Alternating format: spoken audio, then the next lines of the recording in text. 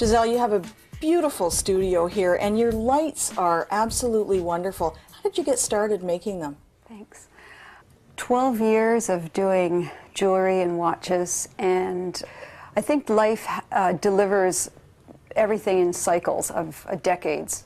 And as I started to approach my 10th year of doing jewelry and watches, I felt that the urge graduated to something else. So I started playing with some home clocks and switch plates and lamps. And my original idea was that these would end up being candle votives.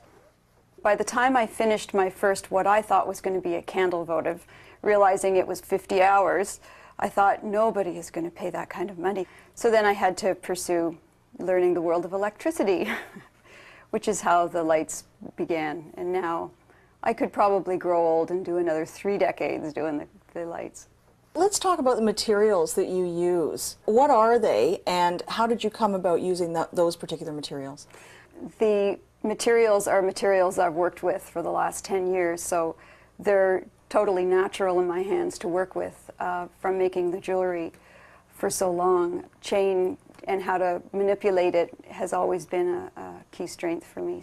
And most of the metals are brass, some are steel, some I'll take and I'll change. I'll have plated in a pewter finish or an antique brass finish just to give different hues. There are 3 lines that I currently have. There's the chainmail lights, which you can see here, that are comprised of chain, all hand-linked with Austrian crystals, Venetian glass, and organza liners, and we make the frames and go from scratch to finish to create those. And then I have a collaborative line that I did with this wonderful artist out of Mahone Bay, Nova Scotia, who does sculptural characters, and we encased the 2.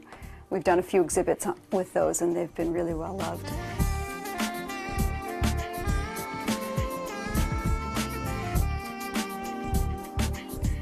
And then I've done the organza line, which was trying to get to a point of a lower price point, something that was more fabric and less chain to have a different look, something a little bit more contemporary.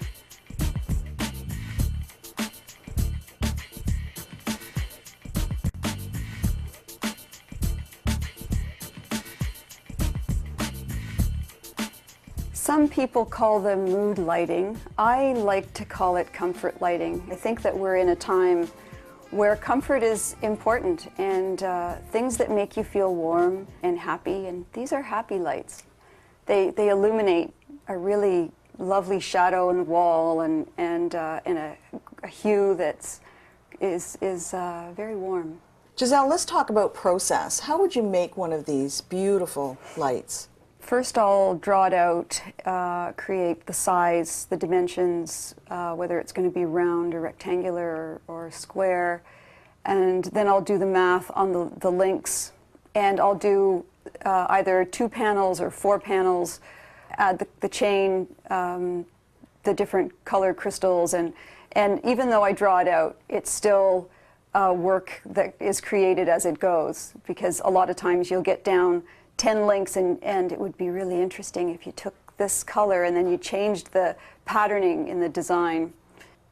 And then once that's completely put together, then the electrical parts are done, and then the organza liners are created. And the finials are always really interesting too, that house the light, because I want it to be interesting from all levels. What inspires you?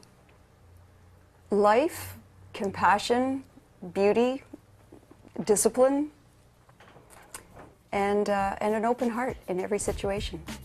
Giselle, thank you so much. Thanks. The studio is gorgeous. Your work Thanks. is gorgeous. You really are an incredible artist. Thanks so much. Thanks for coming.